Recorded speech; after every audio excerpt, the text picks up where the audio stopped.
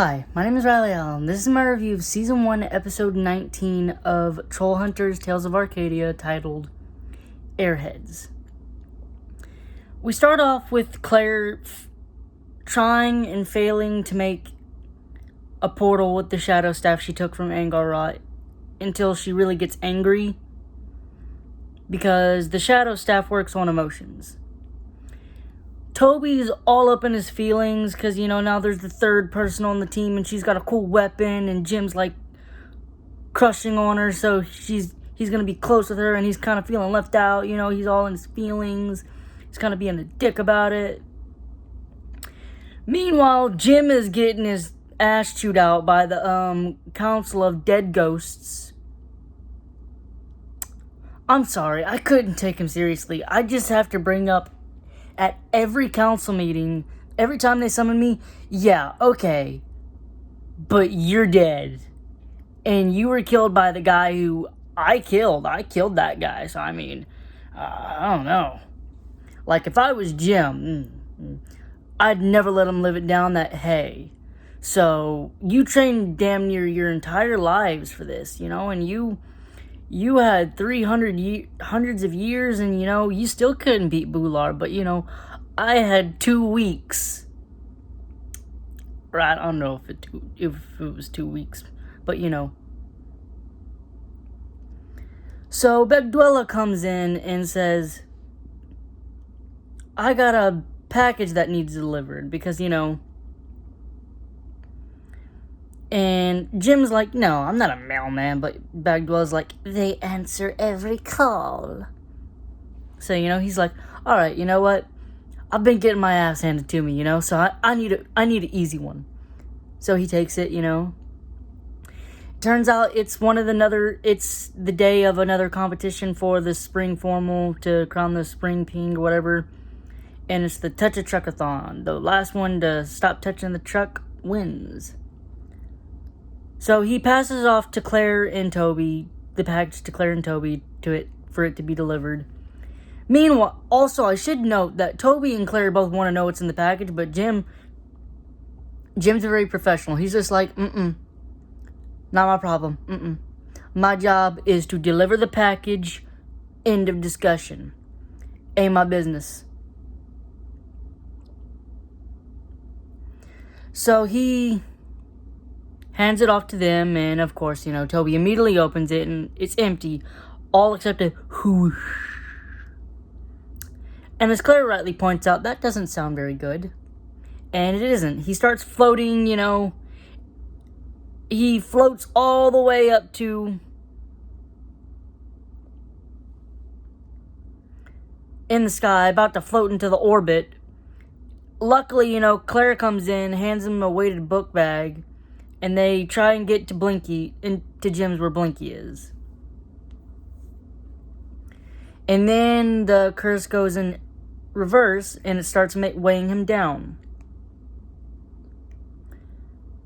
They get into a whole... Also, they're stopped by a cop because, they're skipping school. I kind of feel like the cop has better things to do than stop 2 kids for skipping school. Also, is that a crime? Was the cop just kind of, being like, alright, I don't got anything less to do, so, I'm gonna scare the kids into going back to school or what? Whatever. Anyways, they pull off some top tier line.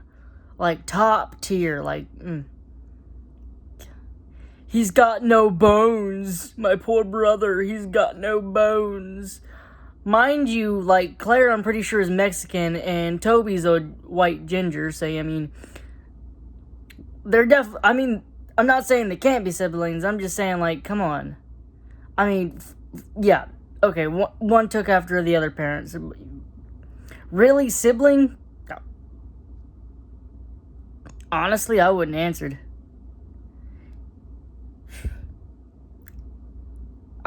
If you're gonna find a lie, at least come up with something better than he's got no bones, the poor guy.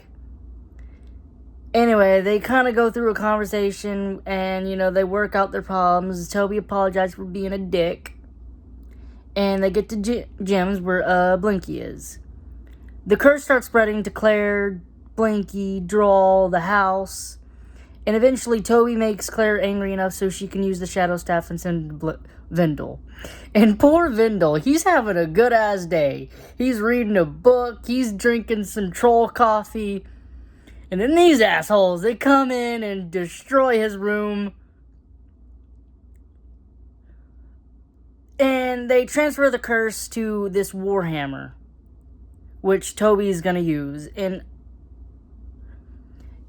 here's what I want to know. Why does the curse that was afflicting it never spread again? Like, it never spreads from the Warhammer around it.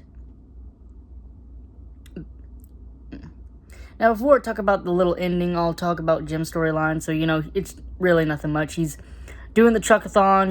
Strickler comes in, taunts him about the soul stone and the fact that he's dating his mom. And Jim has a little, mind vision of decking, Strickler. And I'm just like, because Strickler asked for some mints, Jim, if he had some breath mints after telling him I'm going on a date with your mom. I'm gonna be honest, I'd have decked him.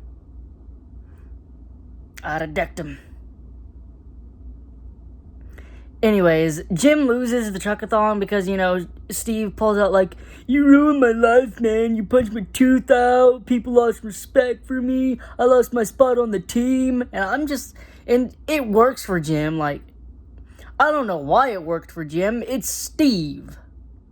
I mean, Steve later goes on to be a good guy, but this is douchebag Steve.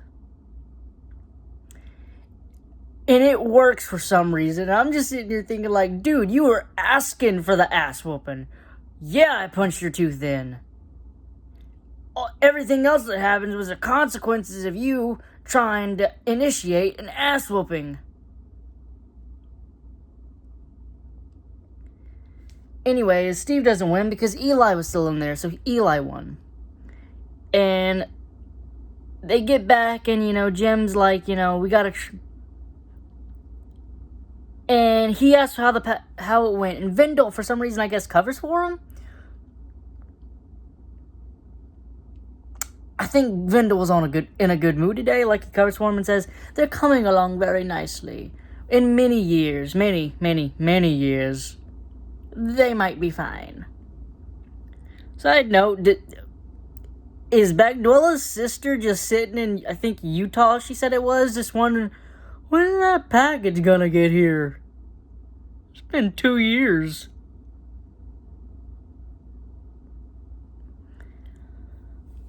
This episode really felt like a filler episode. No plot points were really moved. I mean, Toby got a cool Warhammer, I guess. I mean, like, nothing was really furthered in this thing. Just, I guess some character interactions, more no motivation. It was a filler episode, but it with enough substance that it's like, alright, it's a filler episode, but it gets a pass. I'm gonna give it a 6 out of 10. Thanks for watching the video. Don't forget to like, comment, and subscribe, and I'll see you in the next video.